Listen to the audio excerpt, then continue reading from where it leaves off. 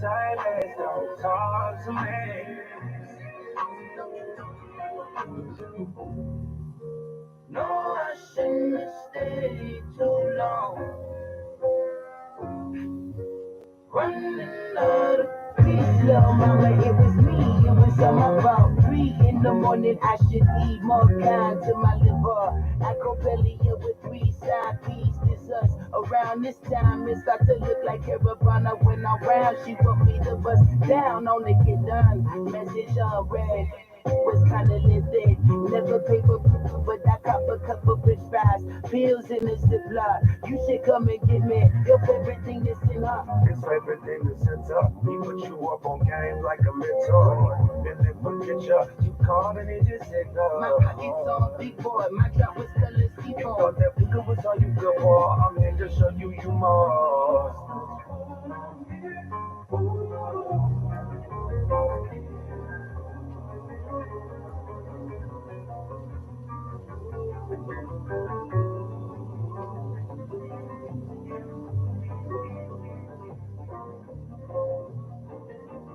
Ladies and gentlemen, tighten your seatbelt as we take you on this smooth ride. Let's go! It's the morning drive on 103.5 Bona DFM, keeping your morning engaging as we take you through the smoothest ride on radio. From 7 a.m. to 9:30 a.m. Getting your morning inspired, be informed, let's interact only on the morning drive. Make it a date with Martin Efanshuku, aka Meta. And Christy, aka Emenari, aka Classy. From Monday to Friday, from 7 a.m. to 9:30 a.m. On the morning drive. 103.5 FM DFM.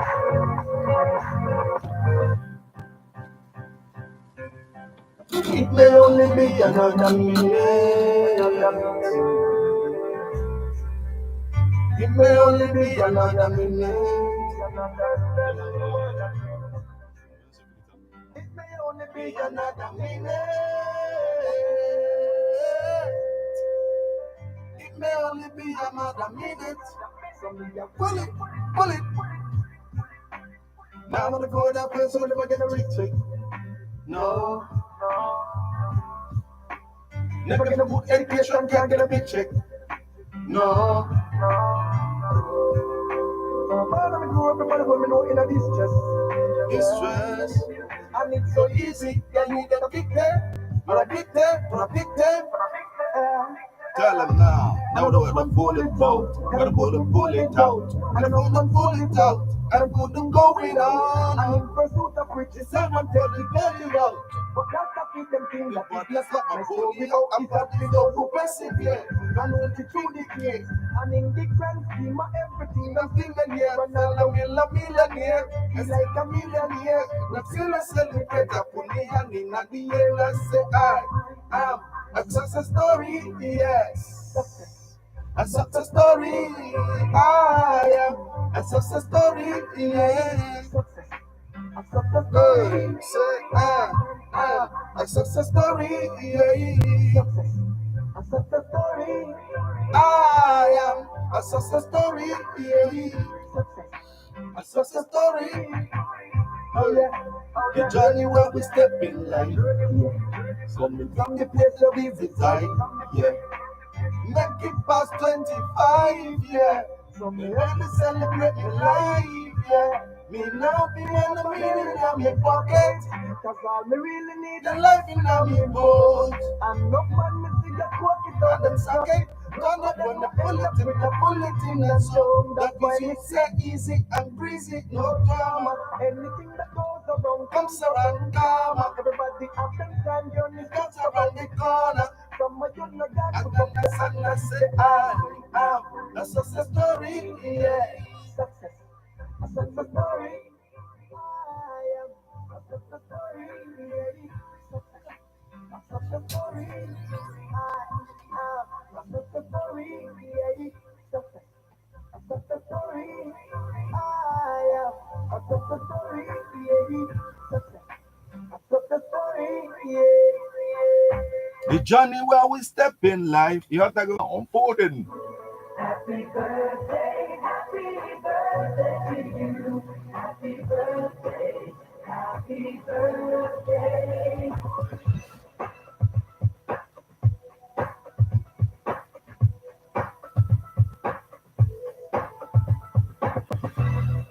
Yes,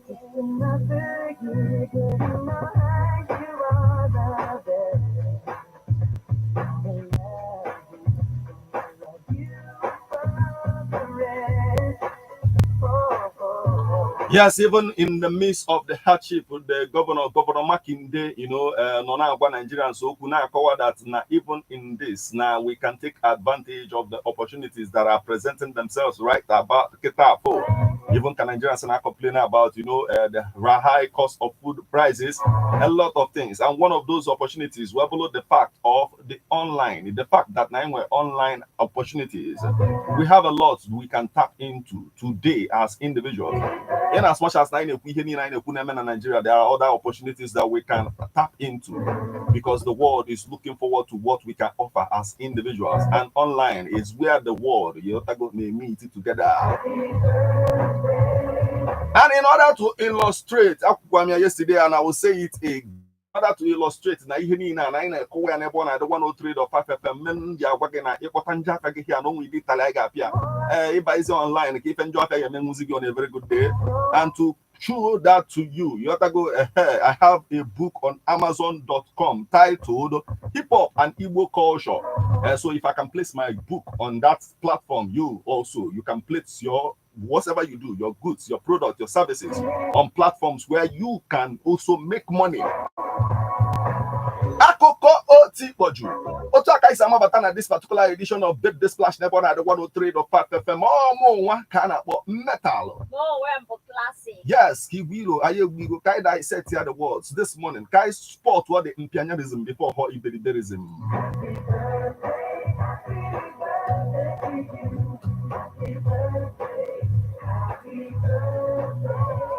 Yes, and while African proverbs saying respect for the currency and they use in our social space. You have to go anytime you come across any human being, no respect for the currency you use to operate with such a person. And if you lack it, that currency, that means you are not getting anything. This morning is a good day for us to explain the difference between the word Owomida and Fumilo. Yeah, so Owomida nyemegum with nyezemego kita. Fumilo bụ na akpọgotai, yotago na chiti mmadụ ọkpọnanya. Kedeba gade. A lot of things to talk about. But we'll start off with celebrating the people who are celebrating this morning. Yotago make when weekend I get celebrating today. Today is a great day for Christendom because an individual that played, a massive role in, elevating Christianity to power in the world. And today is his birthday. We'll get into all of that. But before we get to start the celebration, I want you to know that this party right here is your party. Get involved. Send SMS or WhatsApp messages on 080-9666-1035 to become part of the celebration. Get the family celebrate around you this morning, anniversary or wedding and we are here to celebrate with you. On we are here to celebrate with you. Matriculation, graduation, we are right here to celebrate with you. This party is yours.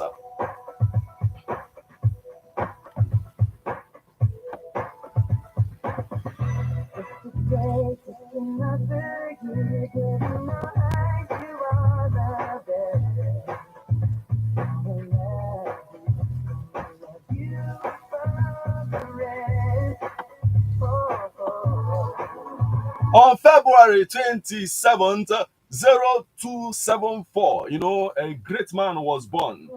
That man was not a Christian. He was never interested in Christianity.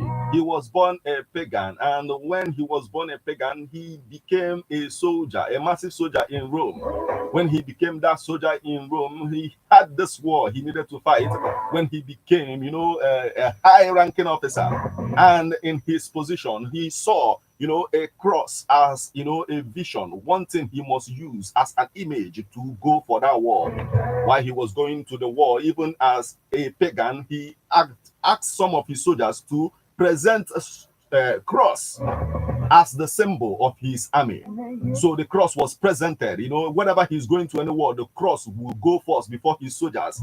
Even as a pagan, he went to that war, he succeeded, and he conquered. When he conquered, he elevated Christianity. He is the emperor of Rome back in the days. He goes by the name Constantine the Great. Today is his birthday, so we celebrate him this morning. Birthday, yes, it is posthumous, but we have to celebrate greatness.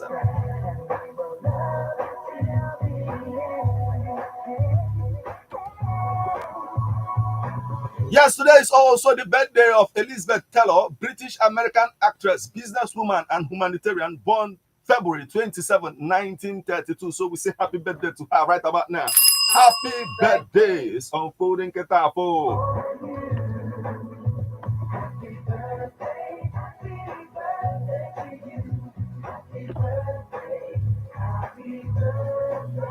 Today is also the birthday of Adam Baldwin, you know, actor from United States, born February 27, 1962. So we say happy birthday to him.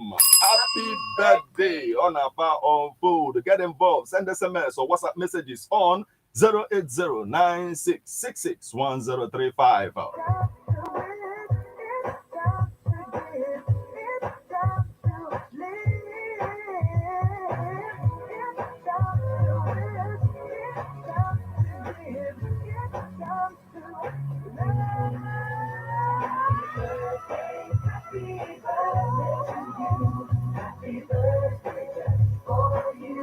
Akoko oti boju. Manilo they know the splash of joy, splash of happiness, splash of getting bagam in somebody's account this morning.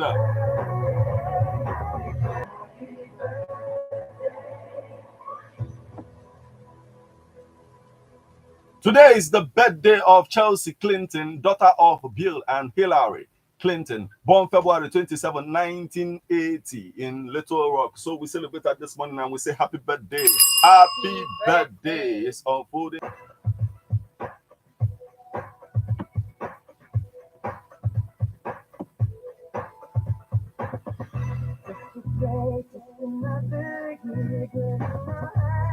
Today is also the birthday of Jerry Wow, American television personality, born February 27, 1986. So we say happy birthday. Happy birthday is unfolding. Get involved. Let's celebrate you too.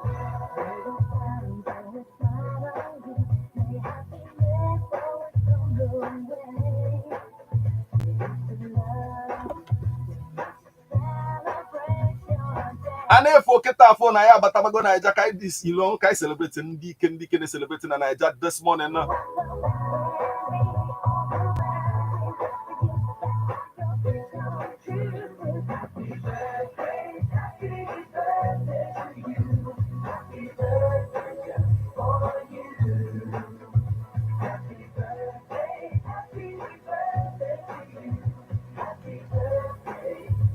Yes, kind of batana about a black man and I complaining Nike Oja pretending the white people near like lofa Niki Aguga Yotago. I like white people, man, because now black people not see around him. Yotago the man he win a weapon white people. Nanyang Mazipia Yotago and born within the black people, and that's up on the white people. I MSF fair upon the white people, spell up on the black and down up with the mo. Akuko Oti Boju.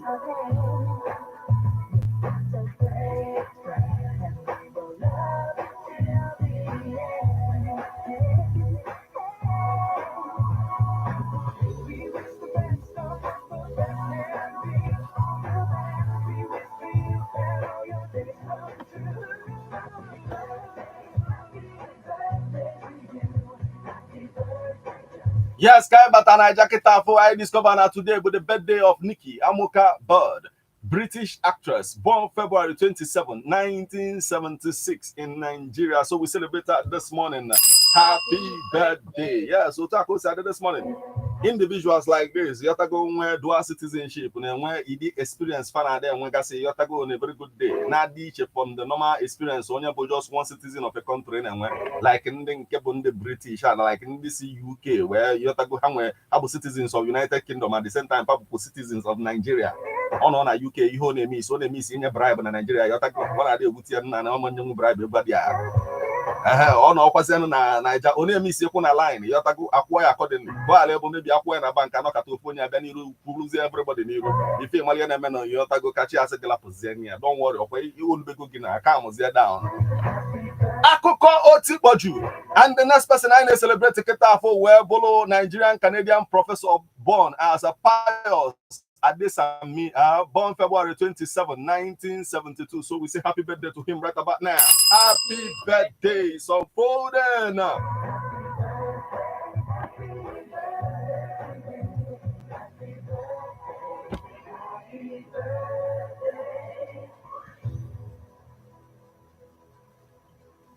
Today is also the birthday of Nikki Anosike, American basketball player born February 27, 1986 in Brooklyn. So we say happy birthday to her this morning.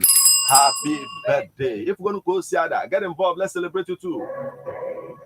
But before we proceed, because all the proceed, I want a message. Say good morning, Metal, and happy Tuesday to you, Honorable Sam Metal, and original Lady Classic. It is still me, the youngest Frayo from Unkwere Zunaka, and I'm wishing all the celebrants of today all the best of life. And I'm also celebrating my beautiful wife, Mrs. Njideka Stella Frayo, for being an understanding and a supportive woman. In fact, she is 1 in a million. Please give her some Wakam and Metal. Trust me, I'm with you guys. So let's move. They go to the Wakam today, my brother. And we migrate right about and as we proceed, you have to go to give you what you need, the satisfaction. Okay, we one side, you have to go guaranteed. Now, up with there, then you have the guaranteed. More job back or Bonicio. It's time. Let's get ready to rumble. Talking about Sean Bay, you're talking about a bet, and a bet, they win, and they win, and they win, and they lose.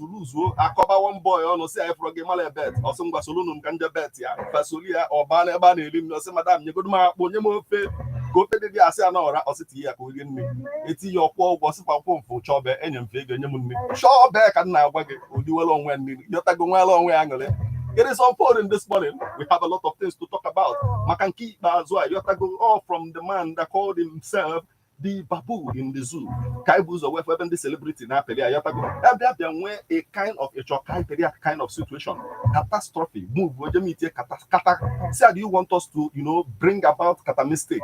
Or say, what are we waiting for? Mananki Bazwa, up on Nollywood, Kayabi Feno video, and no one put as in keep Bazwa, where second happily go there. It's your kind of situation.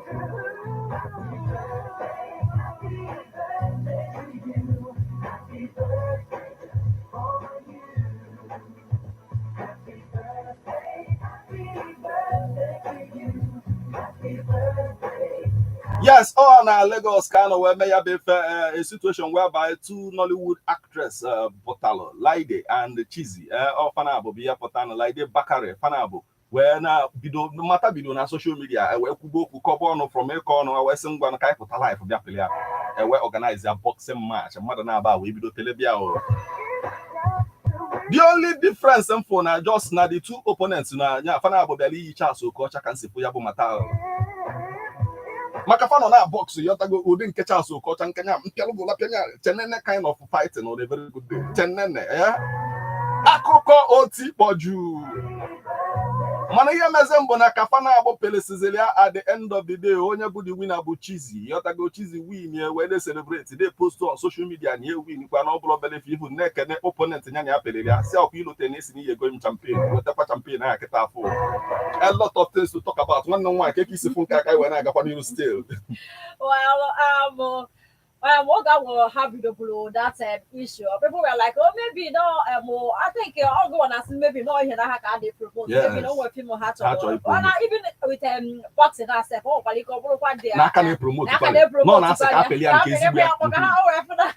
promote. Yes. So, and another way of the entertainment this time around, we will feel that normally here, we are also on our like hell, say what I said to lawyer. And as you can see now, I said to look here, even to an extent, all I have called and all get your campaign, and now we go on get your next to call that campaign. So, congratulations to on your winning. anyị wee na-ekwukwasị nke ikpeazụ a ịghọtago na ndị arọ ndị izu ọgụ na ndị nnobi ga-amapụ si adị si bịa kịta weta champagne ọ na ebe ọ ga-anọ mewu n'ebe ọ na Kezemabio Film Residency ebe a ka ya nọ decide ya yọta akwụrụ peli ya onye na-atachi ngọm na onye nke ọzọ na-ese ndị pesen abịa kwụrụ ya malụ ya akarị onye ga-alụrụ anyị refri abụrụgo onye nnobi bikos ọ kwụkwụ na line onye nneni nwoke nneni kwụkwụ on the other side onye nwa bụ onye ọzọ anyị wee maazị ka o si adị nke ikpeazụ a onye win o buru the trophy classic otu o si adị yọtago akụkọ oti kpọju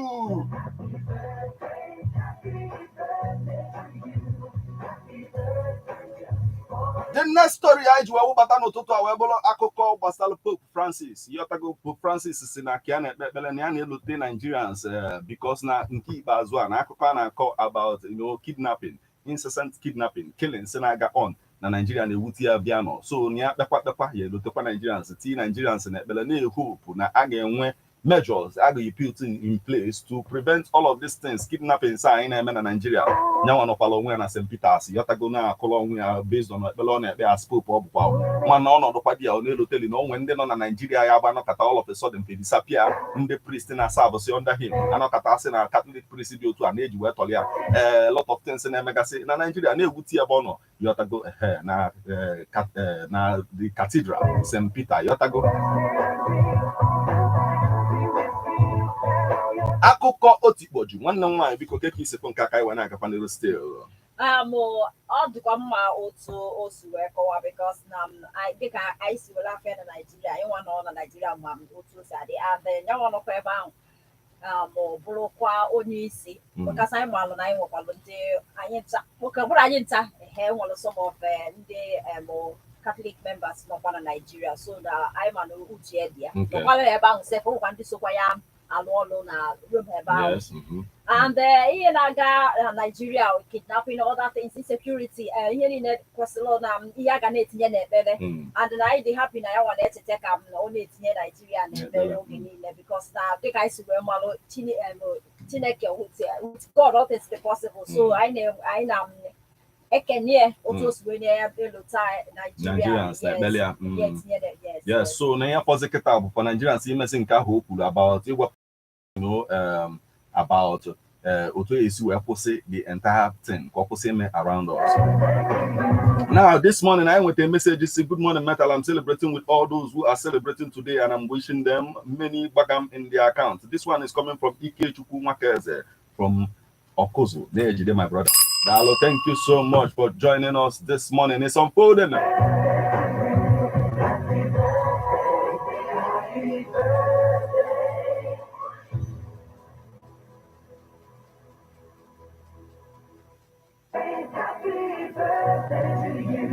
Happy birthday just for you. Happy birthday to you. Happy birthday, happy birthday. Akụkọ otikpoju.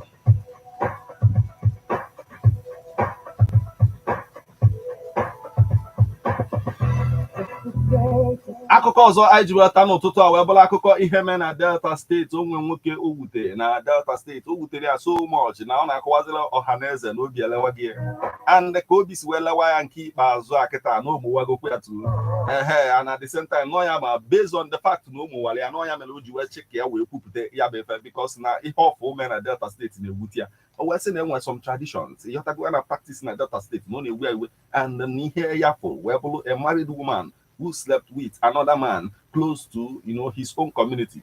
Ka Yabazalaru nwa at the end of the day after confessing 2 days ago o wee bụrụ ihe melondo o wee na-akọwa na ife abụ ọkwụ emeleme no ife edebere edebe ịghọtago na nwaanyị nwee ka o si dị on a very good day na o nwee ike nwe mata some days anyị na-ada afụ work on some ịghọtago when it comes to the southwest if you are in the form of na onye bịa ọtọkịrị the kind of eti ya na-arụ nwaanyị onye cross ụdị a ọtọkịrị ka a na-akọwa ya onye ha atọ dị a on a very good day dị nwoke abịakwa megharịa ihe o mere ọ bụ na mmadụ ana ọ na mmadụ yọtago abazie na to mmadụ laa enwe ya asị gị na to mmadụ laa ịfụ na mmadụ labala eziokwu Now, ya bụ nwoke na-akọwa na ihe a ya fụ na o wutere ya na enidi ka adjust some of these traditions. Kedu ihe o mean? Or that don't mean na ụmụ nwoke nwere the right ime ihe ọbụla sofa mana nwaanyị mezie nke ọbụla ọzabazi ụgba based on ihe o mere. Ọ na-akọwa ya bife nwanne nwaanyị ka isi fifa ka iwe na-akakwa ndị. Well, nke ọ na-akọwa na bụ nke dị ebe golo already dị na their tradition. Like nwaanyị anụtala ebe ahụ. Ada eme ya expect ka when anything to do with any other man except her husband. So and then I call otu ya si wee fair ọbụrụ so ụmụ nwaanyị ka ọ na-ejide while ụmụ nwoke dị free because being that ya bụ nwoke ọ nakwa afụ ụmụ nwoke ihe ha na-eme and in this sense now like particular case ọ na ha ekwu nwaanyị anwụrụgo but ya nwoke ya na ya nwere contact ya nwere ihe na-eme ya so when they feel that ọ dịrọ mma and maybe well, I'm not in the community like Obuna Onyango, Bia, Opesa Komalu, here about Obia, Komali here in the Ghana community about Wobia, Walu to have semen and go to have see a bindum keha. And years of Gabunam, all the go to where the most times of Omo Waikana Gam get the Kali that way. Why even the Bible I saw committing adultery, it didn't why all over the place while the workers were free. So mostly ọbụ nwaanyị ka na ejidekarị in that case but otu osi wee na-akọwa na o wutere na udere fa na-eme maybe na ha ga-think about change the tradition eziokwu bụ na ife o mere adịrọ mma but I think ịnwụ ọnwụ o nwekansi wee fụ ya bụ ịnwụzi anwụ yes because no committing about anyway all the work the thing is that nya bụ nwoke na-akọkwa ya bụ ife na-ekwu na-ewutieri nne ọ dị akọ a na-emegidezi ụmụ nwaanyị mana onwe onye jụọ m ajụjụ ofu ụbọchị sị m my brother n'ihe a na-emenụ apụta ejide nwaanyị ya na-apesepụtụ nwaanyị mana nwoke a na-free nsị na nwoke anarọ free yọtago nwoke enwedị mgbe o ji na free na the matter mmadụ na-aba adị involve ga-ata ofe pepa meta otu o si wee dị on a very good day yọtago because na one Idris Abdulkarim si na one of the things mami agwara ya mgbe o si n'ụlọ ben mami a na-apụ ka o jee gba mbọ isi onwe ya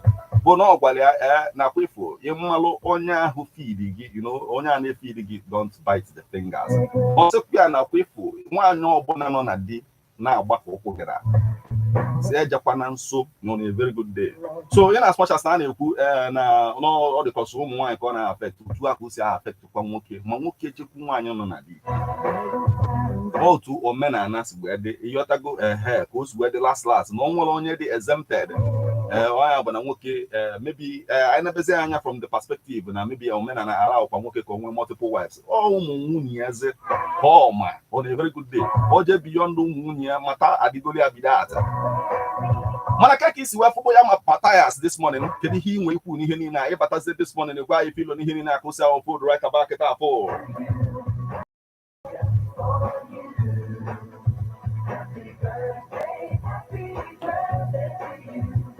upon the splash of joy, splash of happiness, a splash of bagam in somebody's account this morning. You put your suit where they go do.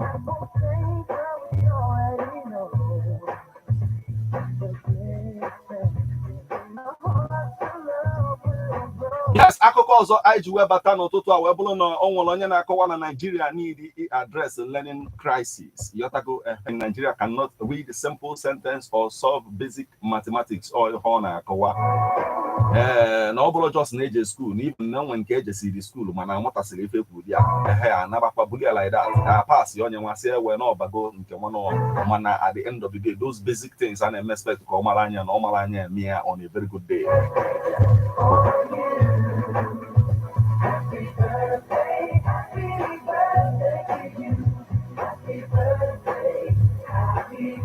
Yes, onye na-ekwu okwu a wee bụrụ Yotago the executive secretary of the Universal Basic Education Commission bụ Dr. Hamid Boboyi Nyawapu that Nigeria is experiencing a severe learning crisis that requires immediate action to address. But some days even ndị oil company gasị na-ekwu na ha ma employ ndị host community a na-ekwusu kedu ihe bụ n'ịma employ our people. All your company na-akọwa na nọ your person isi ya ngwa ka ihe ma when it comes to MSSL ọsịpa ka ebe a na-esl ife ma nọ ya wutezi fa nke ikpeazụ.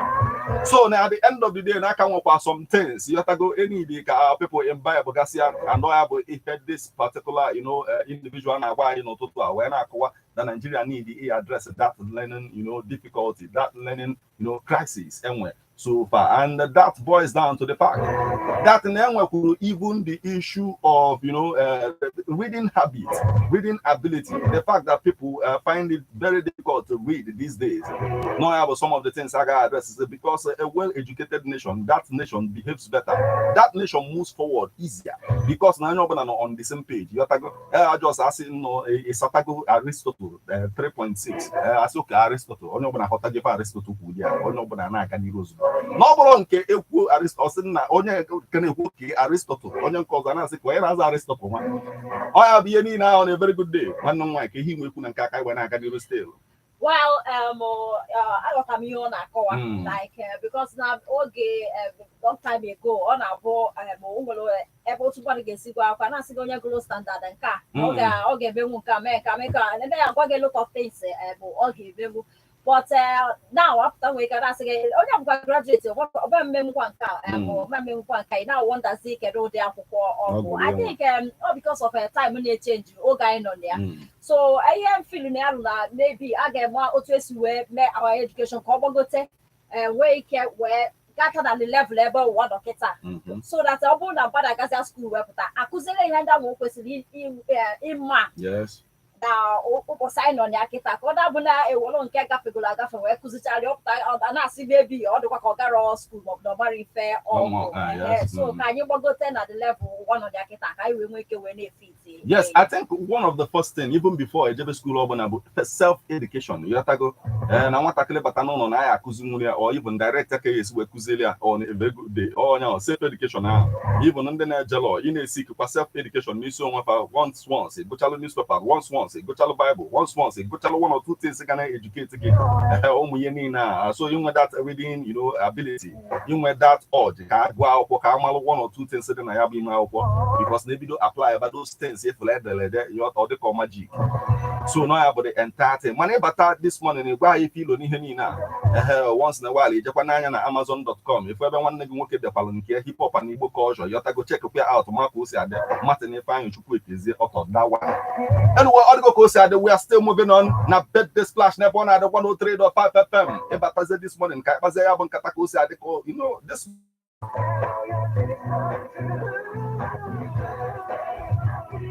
Akụkọ ọzọ anyị ji wee bata n'ụtụtụ wee bụrụ akụkọ gbasara ụmụaka ịtọ ụmụ nwanne ịtọ nwụrụ na emume moto papafa na Kwara steeti. Ebe fa na-egwu egwu ebe fa na-eme kpumbo oyoyo and onye nke move jee zoo onye nke achọta ya a na-emezi ife niile a efe ịtọ bakọ n'ime buutu zoo onwefe ebe a barịta ma akụbazi aka ka buutu mepe buutu ekwezi emepe ka wee nọ n'ime ebe a wee sọfọketi nwụọ. It's a sad story. Yotago ka mama fa nụkwalụ na ụmụ ya ịtọ nwụrụ mama ha na ebe a fentie immediately. Ihe a mere na Nekosime or said the tragic incident occurred on Sunday at number 8 Boluke Line, Zango, Portas, na Ilorin, Kwara State, where the 3 siblings, 2 girls and a boy, lost their lives due to extreme suffocation inside a parked car. Nka for parents in pay more attention to their kids. So when the parents farmer pays attention again. One bona haji well mele fefaji distract to stay away from them. How we make it or maybe at the end of the day without illiteracy. Na anokwa a pay attention to those kids. Because no maka kahabo na ha hot as life is operate the principles of life. Now even na ha even the force of gravity. On a very good day. They can take risk in the one man try because na ha malon due to because no call watanaka man open mana before organa hustle ya get ya kana candle aka o malife na media and ag till o le na aka mgba ko eju afata nwanne nwa ke yi nwetu na ka kai we na aga n'iru still ka bukwa such a sad story mmadụ ito for that matter yes of onye ụlọ ụmụnata we sit we ga and so and I said that okay ha na egwu and the kids we kwa ha da agba nke bụ danger ịghọta because ha ka bụ ụmụaka ha ekwebeda sense na nke a bụkwa ihe nwere ike imerụ mmadụ arụ ma ihe nwere ike igbu mmadụ or even oge ha nọ na such a condition ha ma mma ihe na-eme na ịkọlụ for help ma ịtry ka ha save onwe ha so wedịpa na a na-enebanye anya n'ụmụaka especially oge ahụ maybe na ife ilukwa na ha na-egwu egwu ị na-enebekwa anya ma ma ihe ahụ ha jikwa egwu egwu ma ebe ha nọ ma ha dịkwa safe because na ndụ mmadụ dịkwa n'obere like that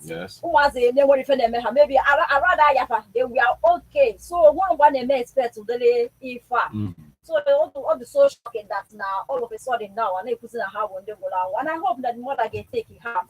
This is so painful mana oge ejide obi aka because na aghọtara otu a ga-esi wee kọwa nka anyway under Muslim rights enyi go ụmụaka akịta ka anyị na-ekwu ya bụ ife but na ihe eji wee na-ekwukwu ya ka anyị si na ya mụta ife yotago ahead adjust pay attention to the things that we need to pay attention to anyway batazie this morning ịgwa anyị filo n'ihe niile a ka anyị si akara ya n'ụtụtụ a keta afọ classic ga-akọlụ gị 1 or 2 ka anyị wee na-agakwa n'iru still classic. Okay, so aka anyị nwere ebe a wee bụrụkwa parents na-enyekwa ndị parents ndụmọdụ ka ha na-ete afọ maka ụmụaka ha. The story nke a mee na outside the country, you know, na Britain. A 16-year-old boy onye kind of opposed to nude pictures na online.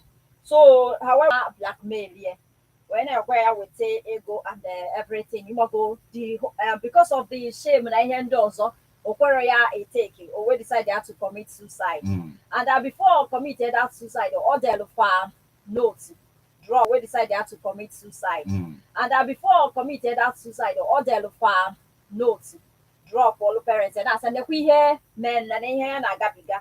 I'm continuous because now it fell here me now in there always like I already where but kobuzilo onwe ya ndị nne na nna wepụtaza wee na akọwa mkpa ọ dị na ndị nne na nna ga na-enebanye anya na monitor ihe ụmụ ha na-eme na social media online onwego fonu bụ eziokwu soro ibie na ịntanetị mana ị kwesịrị ka ịmara ihe na-eme ebe ahụ every when you take advantage of him or her in a way, not get me if Jackie with the war.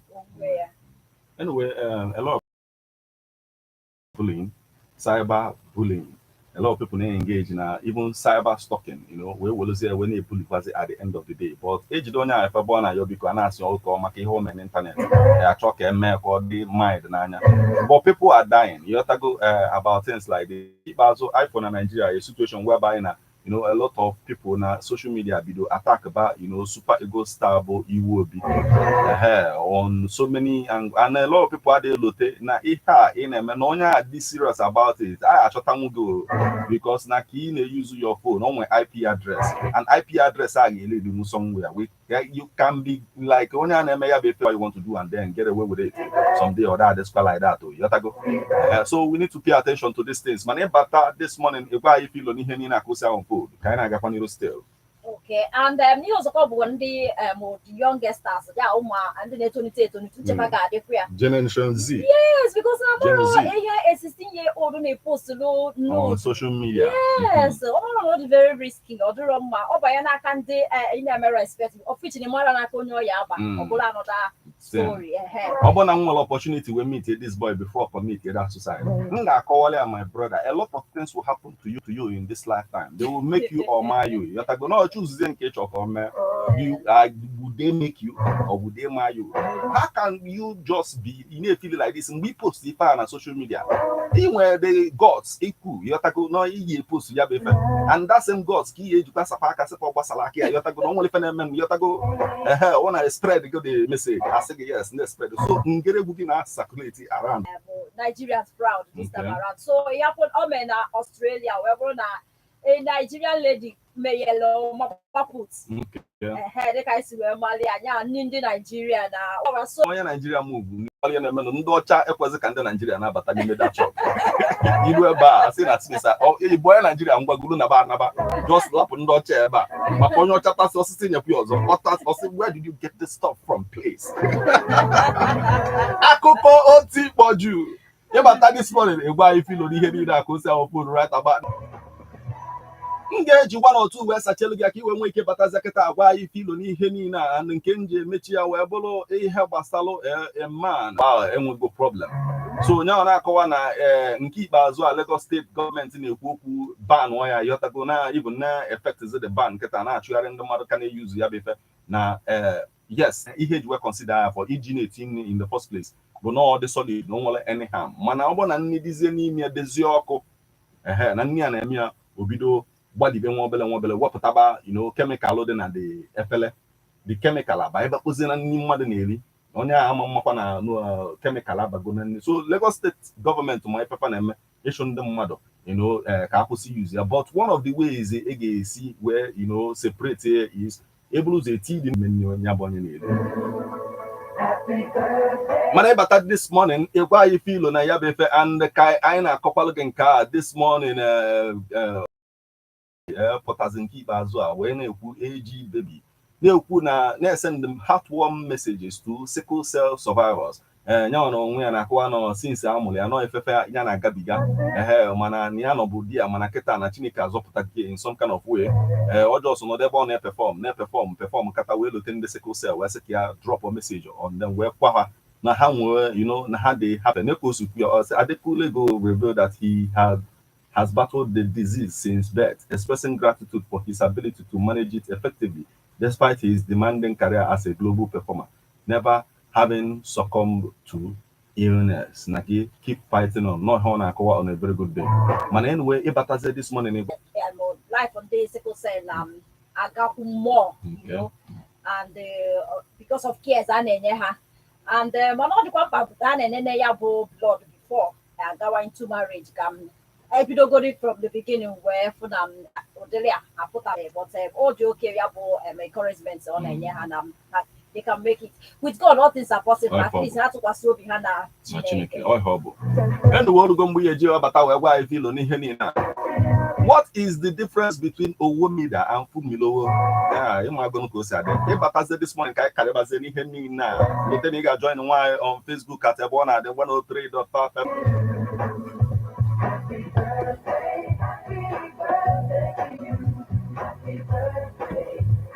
At the same time, you can send SMS or WhatsApp messages on 08096. Okay.